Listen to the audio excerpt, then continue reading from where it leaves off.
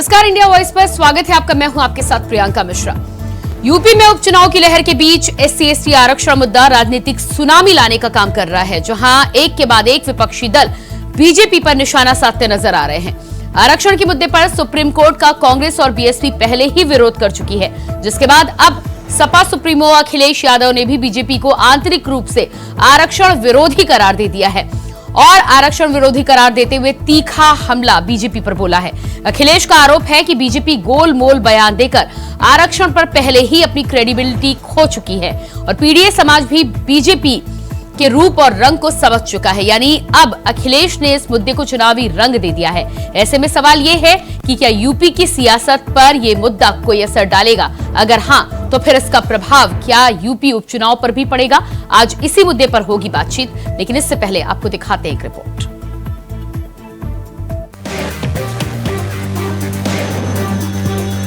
UP में उपचुनाव की घड़ी जैसे जैसे नजदीक आ रही है, राजनीतिक गलियारों में मुद्दों की धमक सुनाई दे रही है। हाल ही में आए सुप्रीम कोर्ट के आरक्षण में सब कैटेगरी देने के फैसले को लेकर इन दिनों यूपी की सियासत गर्म है, जहां बसपा सुप्रीमो मायावती के आरक्षण पर विरोध के बाद अब सपा सुप्रीमो ने बीजेपी को आंतरिक रूप से आरक्षण विरोधी करार देते हुए हमला बोला है। यह जो गैर बराबरी की लड़ाई है, जो संपन्न बनाने का आंदोलन रहा, तो ये गैर बराबरी बढ़ रही है और संपन्न लोग नहीं हो पा रहे हैं, तो उस लड़ाई को और मजबूत बनाना है हम लोगों को। वो इसलिए लिख रहे हैं कि वो दोनों ताले में रहना चाहते हैं कि यहां भी बदनाम न हो, ये भी बात चलती रहे। और आरक्षण की जो मूल भावना थी उससे खिलवाड़ हुई है। मूल भावना से अब कंपटीशन खत्म कर दिया इस बीजेपी ने कंपटीशन खत्म कर दिया, सबको अपनी जगह बांध दिया। इसीलिए जाति जनगणना हो और आबादी के हिसाब से नौकरी मिले, उसके लिए समाजवादी लोग काम करते रहेंगे और लड़ते रहेंगे। ये कोई छोटी लड़ाई नहीं है, बहुत लंबी लड़ाई है। सपा प्रमुख अखिलेश यादव ने कहा है कि आरक्षण का मूल उद्देश्य उपेक्षित शोषित समाज का सशक्तिकरण होना चाहिए। समाज के विभाजन या विघटन से आरक्षण के मूल सिद्धांत की अवहेलना होती है, तो वही आरक्षण शोषित वंचित समाज को सशक्त और सबल बनाने का संवैधानिक मार्ग है और इसके मूल रूप या प्रावधानों को बदलने की कोई आवश्यकता नहीं है। सपा कार्यालय में संविधान मान स्तंभ का स्थापना करते हुए सपा सुप्रीमो अखिलेश यादव ने बीजेपी पर इस मुद्दे पर गोलमोल राजनीति कर जनता को बरगलाने का भी आरोप लगाया है। अखिलेश का कहना है कि आरक्षण के मुद्दे पर बीजेपी की विश्वसनीयता पहले ही खत्म हो चुकी है और इसी वजह से 90% पीडीए समाज का भरोसा बीजेपी से उठ चुका है। यूपी की सियासत में इस बार आरक्षण का मुद्दा अहम है और सुप्रीम कोर्ट के फैसले के बाद बीजेपी की चुप्पी पर विपक्षी दल निशाना साधते हुए नजर आ रहे हैं। इस फैसले का पहले ही कांग्रेस और बसपा सुप्रीमो विरोध कर चुकी हैं, बल्कि बसपा सुप्रीमो का तो ये भी कहना है कि सरकार के कमजोर पक्ष के कारण ये फैसला आया है। इसके बाद उपचुनाव से पहले इस मुद्दे को लेकर गहमागहमी तय है। मगर अब देखना यह है कि आरक्षण के मुद्दे पर सुप्रीम कोर्ट के फैसले और विपक्ष के चौतरफा हमले का बीजेपी किस तरह से जवाब देती है। बीजेपी के लिए यह मुद्दा इसलिए भी टेढ़ी खीर साबित हो सकता है क्योंकि पहले भी संविधान के मुद्दे पर विपक्ष लोकसभा चुनाव में बीजेपी को चारों खाने चित कर चुका है। तो इस बार आरक्षण के मुद्दे पर किसको शह और किससे मत मिलती है, ये तो आने वाला वक्त बताएगा। Bureau report, India voice.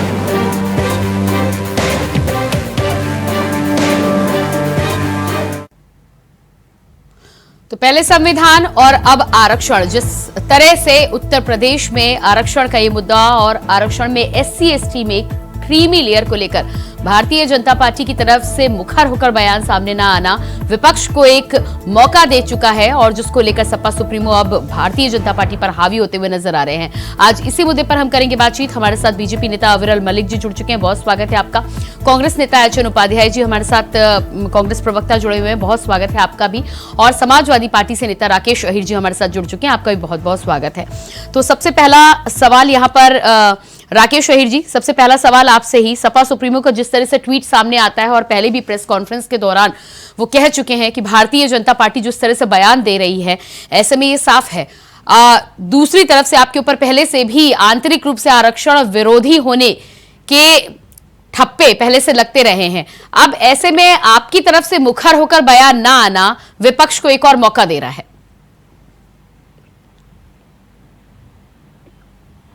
जी अविरल जी, मुझे सुन पा रहे हैं आप? जी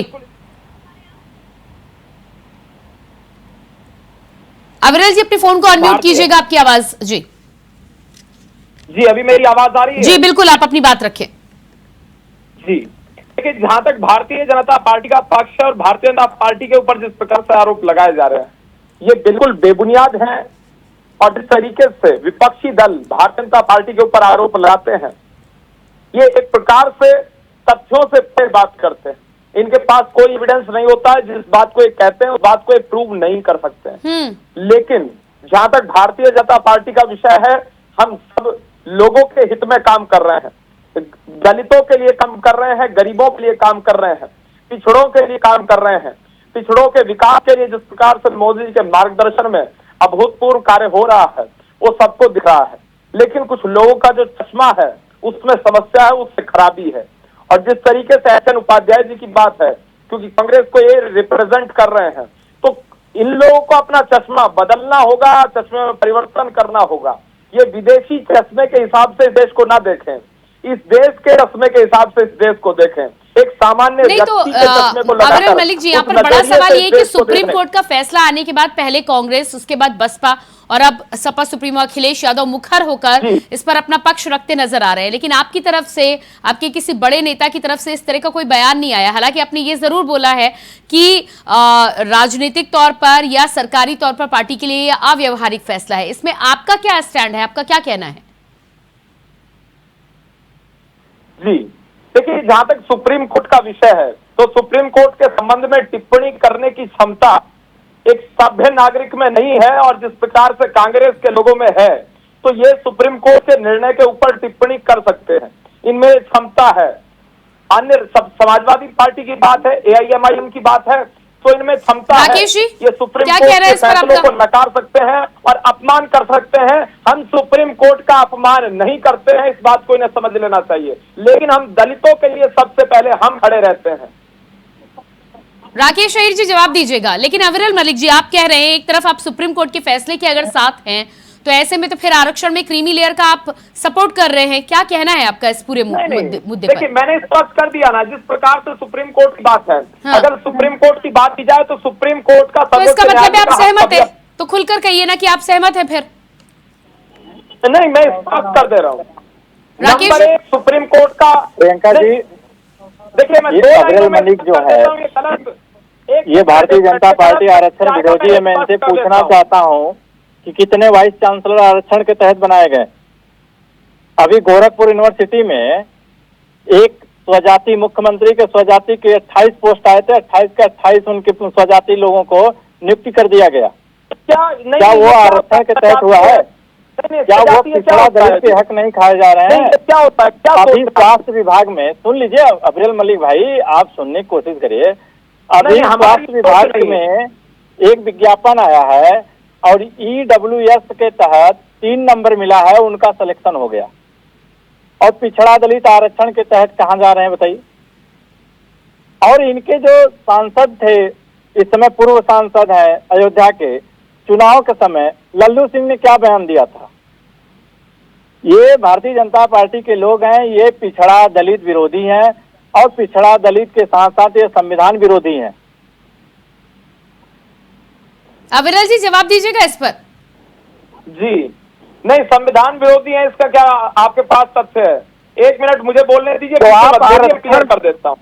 नहीं, मैं कह रहा हूँ अविरल मलिक जी, फिर आप वाइस चांसलर आप बताइए ना, कितने पिछड़े हैं, कितने दलित हैं, कितने OBC के जो है प्रोफेसर बनाए गए हैं, कितने SC के बनाए गए हैं, कितने ST के बनाए गए हैं?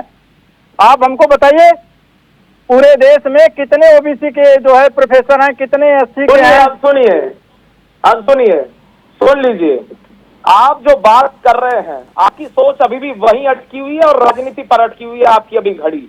आपने ये नहीं बताया कि राष्ट्रपति को हम बनाते हैं, रामनाथ राष्ट्रपति आप बनाते हैं, ठीक है, मैं मान रहा हूँ राष्ट्रपति आप बनाते हैं, आप हमको कुलपति बताइए, आदिवासियों को राष्ट्रपति बनाने, कुलपति बताइए हमें, दलित को राष्ट्रपति, प्रधानमंत्री बताइए हमें, कितने आपने बनाया?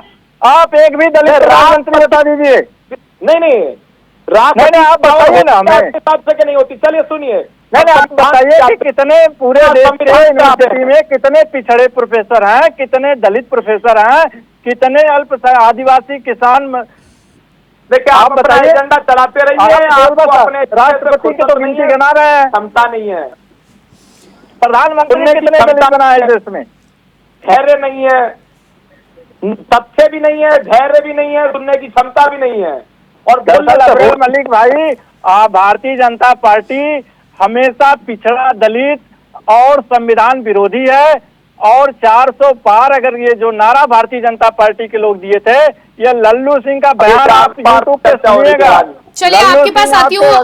एच.एन. उपाध्याय जी, हमारे साथ बने हुए। एच.एन. उपाध्याय जी, राकेश अय्यर जी आती हूँ मैं आपके पास में। राकेश अय्यर जी आती हूँ मैं। एच.एन. उपाध्याय जी, आप इस आरक्षण में क्रीमी लेयर के मुद्दे का पहले ही विरोध कर चुके हैं। क्या स्टैंड है और क्या लगता है आपको कि सुप्रीम कोर्ट का जो फैसला आया है, क्या ये व्यवहारिक रूप से सरकारों पर लागू हो सकता है? क्या राज्य सरकार इसे कर सकती है या करना चाहिए? आपका क्या कहना है? हालांकि आप विरोध कर चुके।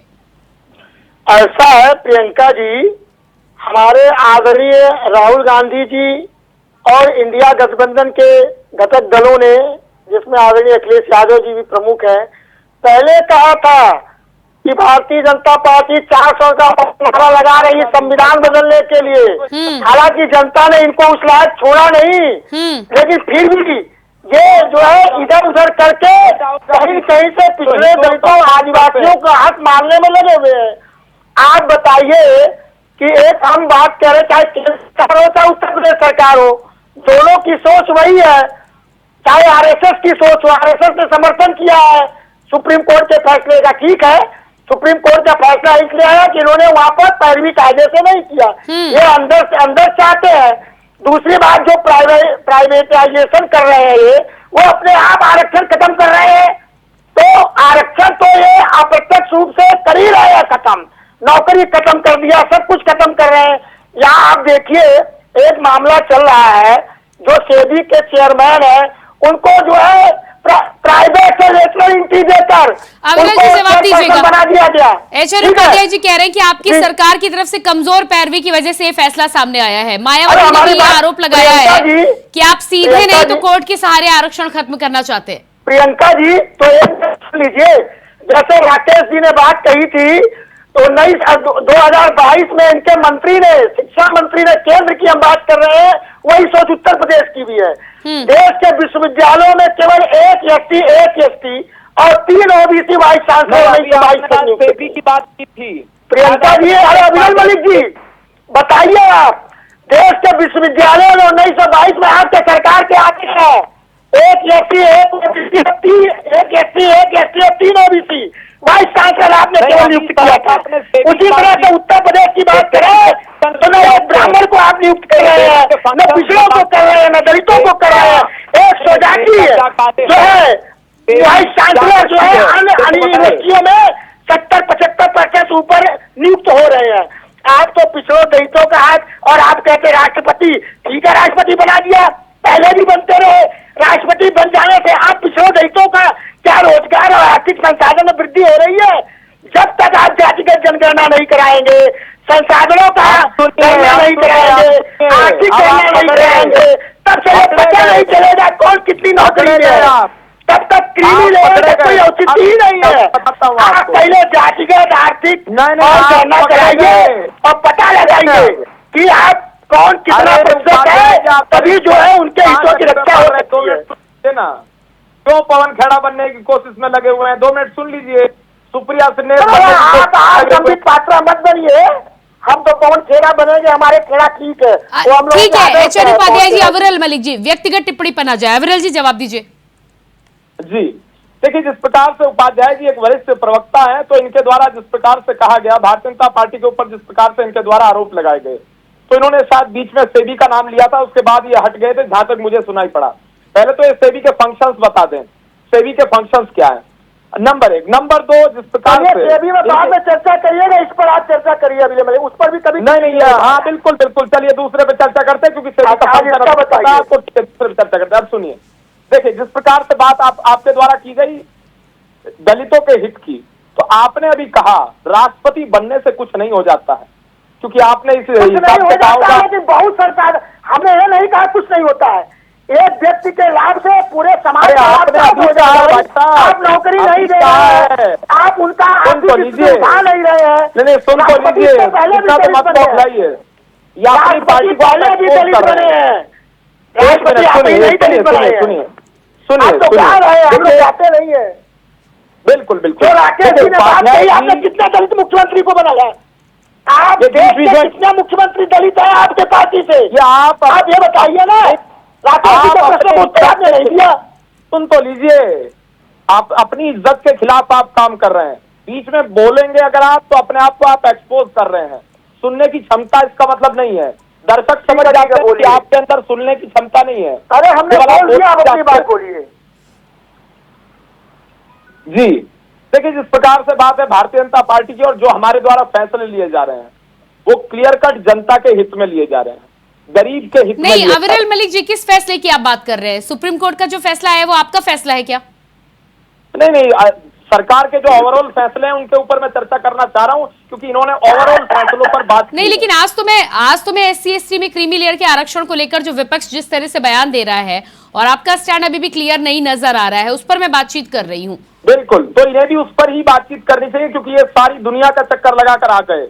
मुद्दे पर इन्होंने बात नहीं की, सारी दुनिया का चक्कर इन्होंने लगा लिया। भारतीय जनता पार्टी के ऊपर आरोप प्रत्यारोप का दौर जो इन्होंने चालू किया, मैं उसका इन्हें उत्तर दे रहा था। जहां तक बात है भारतीय जनता पार्टी की, हम दलितों के साथ खड़े थे, पिछड़ों के साथ खड़े थे, खड़े हैं, खड़े रहेंगे। नहीं, लेकिन आप पर तो बसपा सुप्रीमो से लेकर कांग्रेस ये आरोप लगा रही है कि सरकार के वकीलों ने अपना पक्ष कमजोर तरीके से रखा। बिल्कुल, देखिए आपने कहा इनके द्वारा आरोप लगाए गए, इनके द्वारा लगाए गए आरोपों से क्या होता है? जनता ने खुद इन्हें नकार दिया, तो इनके आरोपों को हम सीरियसली नहीं लेते हैं, जनता ही सीरियसली नहीं लेती है।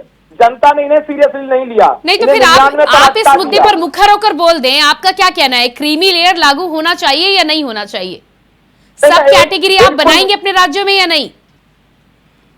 अब मैं इस बात को क्लियर कर देता हूं, दलितों के हित में जो भी आवश्यक होगा, पिछड़ों के हित में जो भी आवश्यक होगा, आदिवासियों के हित में जो भी आवश्यक होगा, वो सरकार के द्वारा फैसला निश्चित रूप से लिया जाएगा।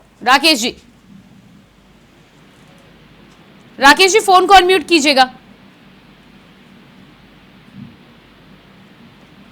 राकेश जी फोन को म्यूट करके इसलिए बैठे हैं क्योंकि वो नहीं चाहते कि दूसरा कोई व्यक्ति सुने उनकी बात। अरे अब्दुल मलिक भाई, आप इतना अभी राष्ट्रपति बना दिए, आप इतना ढिंढोरा पीट रहे थे, श्रेय ले रहे थे कि मैंने दलित राष्ट्रपति बना दिया। भगवान राम, प्रभु राम की मंदिर जब बन रहा था तो वो दलित ही थी, दलित होने के नाते ही उन्हें निमंत्रण नहीं दिया गया और उन्हें नहीं बुलाया गया, पहली चीज। दूसरी चीज, इंडियन एक्सप्रेस की खबर छपी थी, जब रामनाथ कोविंद एक दलित राष्ट्रपति थे, उड़ीसा के एक मंदिर में उन्हें पूजा अर्चना नहीं करने दिया गया। तो आप ये क्यों अपने आप को एक्सपोज कर रहे हैं कि मैं दलित? आप सुन लीजिए, आप सुनते नहीं, आप सुनते नहीं, यही तो कमी है। मैं कह रहा हूं कि क्या दलित राष्ट्रपति मंदिर में जाने का उनके पास अधिकार नहीं है? आपकी सरकार दलित के प्रति कितनी अच्छी सोच रख रही है, ये पूरे जनमानस जान रहा है। पिछड़ा के साथ कितना जनमानस आपके साथ जान रहा है। आपकी जो नीयत है ना, वो बहुत खोटी है।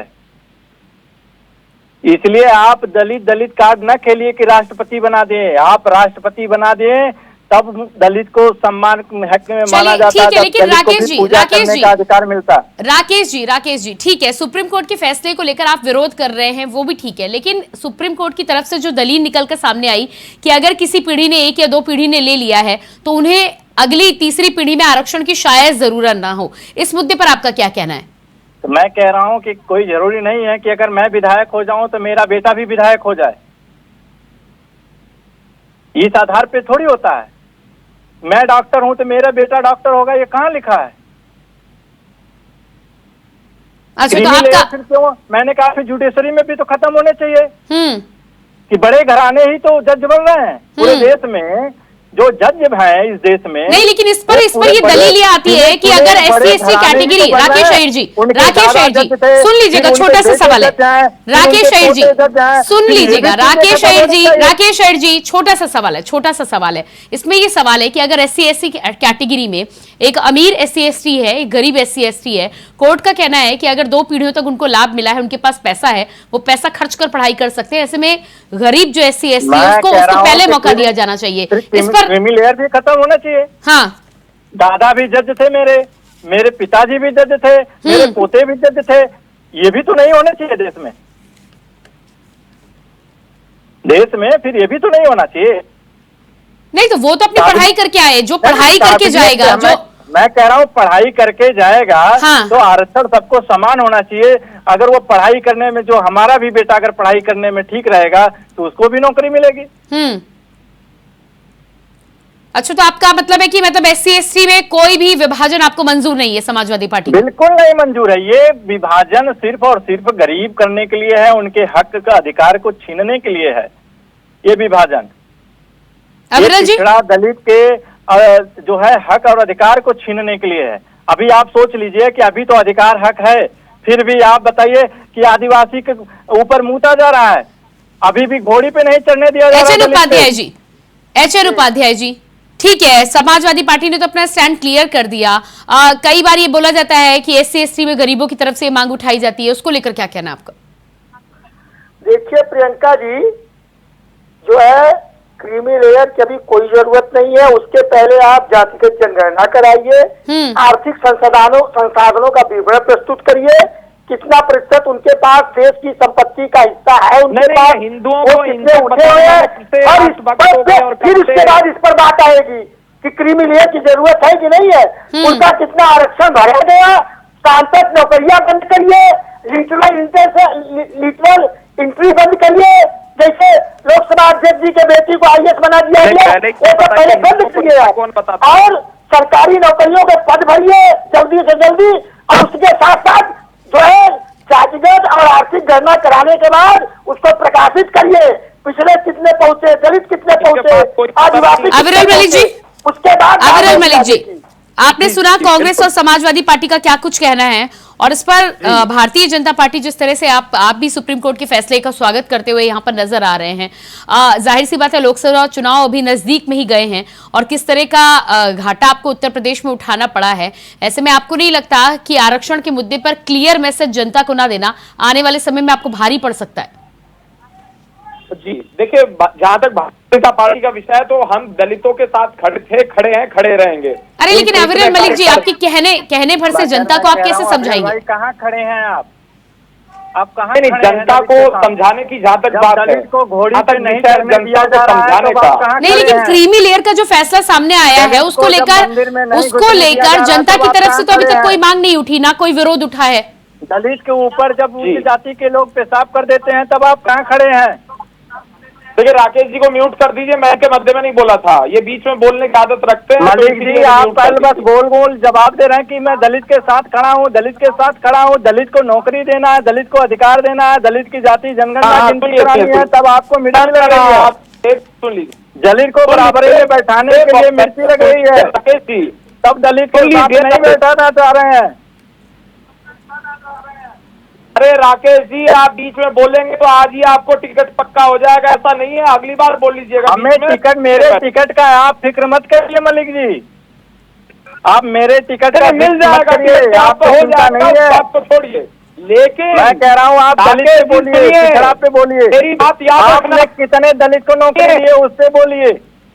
सुनिए, आपको राष्ट्रीय अध्यक्ष अखिलेश यादव बना रहे हैं कि नहीं बना रहे, इस बात का जवाब दीजिए। अखिलेश यादव इस्तीफा देंगे अपने पद से कि नहीं, इस बात का जवाब दीजिए, क्योंकि एक यही है भारतीय जनता पार्टी के लोग गोलमोल चलने लगते हैं। सुनिए ना, भारतीय जनता पार्टी के लोग तो सवालों से भाग जाते हैं। अब आपको कहाँ भाग गए आप? मैं मुद्दे पर बात कर रहा था, आप मुद्दे पर बात कर रहे हैं तो मैं कह रहा हूँ कि आरक्षण आप कहाँ दलित को दे रहे हैं? अगर आपकी नियत आरक्षण देने की होती तो आप प्राइवेटाइजेशन नहीं करते। तो सुनेंगे या नहीं सुनेंगे, पहले बता दीजिए, या तो खुद बोल रहा है तो आप बोल लीजिए, मैं चुप हो जाता हूँ। मैं कह रहा हूँ मलिक जी, आप केवल बस कह रहे हैं मैं दलित के साथ खड़ा हूँ, पिछड़े के साथ खड़ा हूँ। तो आंकड़ा बताइए कि आप दलित को कितनी नौकरियां दिए 10 सालों में, सेंट्रल की गवर्नमेंट में, स्टेट की गवर्नमेंट में कितनी नौकरियां दलित को दिए, ये तो बताइए कि बस खड़े होने से काम चलेगा। तो बोलते रहेंगे नौकरियां दी ही नहीं पिछले देश की। ये बीच का भी खुद पड़े एचएन उपाध्याय जी, नौकरियां दिए ही नहीं। राकेश जी 1 मिनट दीजिएगा, अविरल जी जवाब तो दीजिएगा, अविरल जी जवाब दे दीजिए। अरे अविरल जी इतना मौका नहीं मिलेगा ना, आरक्षण का हक खा गए आपने। अविरल जी जी जवाब दीजिएगा। मैं सबकी सुनता हूँ, मैं किसी के बीच में नहीं बोलता हूँ। अब ये अविरल जी को जवाब ही नहीं है। अविरल जी के जो बड़े नेता दिल्ली बैठे हैं उनके पास जवाब नहीं है ना, वो मंथन कर रहे हैं। सुन लीजिए अविरल जी जिस विचारधारा से आते हैं प्रियंका जी, वह विचारधारा सिर्फ सामंती विचारधारा है और सामंती विचारधारा के ऊपर पिछड़े दलित का शोषण करने वाला। अविरल जी अब सरकार आपकी चल रही है, फैसले आपके सरकार में आ रहे हैं, तो विपक्ष की सुनिएगा भी तो ना। फाइनल कमेंट अविरल जी दीजिएगा। जी देखिए, भारतीय जनता पार्टी ने जिस प्रकार से अनेकों फैसले लिए, मैं अगर फैसले गिनाना प्रारंभ करूं जो दलितों को लाभ हुआ है हमारी सरकार के दौरान, तो आपको कई शो करने पड़ जाएंगे, कई घंटे का 5 लाभ बताइए, 5 लाभ। चलिए अब मैं बताता हूं, अब सुनिए। जिस तरीके से प्रधानमंत्री आवास योजना के माध्यम से हमने घर देने का काम किया दलितों को, नंबर 1। अब हंसी मत, यहाँ योजना कोई नई योजना प्रधानमंत्री आवास योजना नहीं है कि प्रधानमंत्री आवास योजना बनाई गई है। चलिए समय मेरे पास ज्यादा नहीं है, इतना समय मेरे पास है नहीं, लेकिन अविरल जी अगर आरक्षण पे कोई दिक्कत नहीं है तो जातीय जनगणना से पीछे क्यों हट रहे हैं? नहीं, हम किसी चीज से पीछे नहीं हट रहे हैं। हम तो इस बात को कह रहे हैं कि अगर ये दलितों की बात कर रहे हैं तो उसमें मुस्लिम दलित भी शामिल है क्या? जितनी संख्या दलित जातियां भी शामिल है क्या? अरे सुनिए ना राकेश जी, चलिए अविरल जी समय नहीं है मेरे पास। राकेश जी फाइनल कमेंट छोटा सा। मैं कह रहा हूँ प्रियंका जी की इनकी सरकार और ये आज कह दें कि जितनी मैं जाति जनगणना कराऊंगा, जिसकी जितनी संख्या है उसकी उतनी भागीदारी सुनिश्चित करूंगा। HN Upadhyay ji final comment. क्योंकि प्रियंका जी जिस मुद्दे पर आज बहस हो रही थी उसका यही सारांश है, सार यही है कि ये पूरे देश में जातिगत आर्थिक गणना करावे और उसमें ये पता लगावे कि कितना प्रतिशत आर्थिक संसाधनों पर अधिकार पिछड़ों का है, दलितों का है, आदिवासियों का है, और जल्दी से इसको प्रकाशित करें और उसके आधार पर नीतियां निर्धारित करें और उनका अधिक से अधिक हक उनको प्रदान करें। प्रियंका जी मैं आपको एक बात बताऊं। चलिए बहुत नहीं समय नहीं है मेरे पास। बहुत बहुत धन्यवाद एचएन उपाध्याय जी आपका भी, अविरल मलिक जी आपका, राकेश अय्यर जी आपका भी। तो जिस तरह से उत्तर प्रदेश की राजनीति में उपचुनाव के संग्राम से पहले आरक्षण के मुद्दे को लेकर कोहराम मचा हुआ है। एक तरफ समाजवादी पार्टी, बसपा और कांग्रेस तीनों ही सुप्रीम कोर्ट में SC/ST आरक्षण में क्रीमी लेयर का विरोध करती हुई नजर आ रही है, तो भारतीय जनता पार्टी इस मुद्दे पर अभी भी कहीं ना कहीं सांकेतिक रूप से मौन साधे हुए है और खुलकर इस पूरे मुद्दे पर बोलती हुई नजर नहीं आ रही। अब देखना यह है कि आने वाले समय में जिस तरह से विपक्ष लगातार बीजेपी पर हमलावर हो रहा है, उसका जवाब भारतीय जनता पार्टी किस तरह से देती है। इसके लिए इंतजार करना होगा, देखना होगा कि उपचुनाव के पहले आखिर भारतीय जनता पार्टी की रणनीति क्या कुछ निकलकर सामने आती है। फिलहाल हमारे इस खास कार्यक्रम में इतने ही। खबरों के लिए बने रहिए इंडिया वॉइस के साथ। मुझे दीजिए इजाजत, नमस्कार।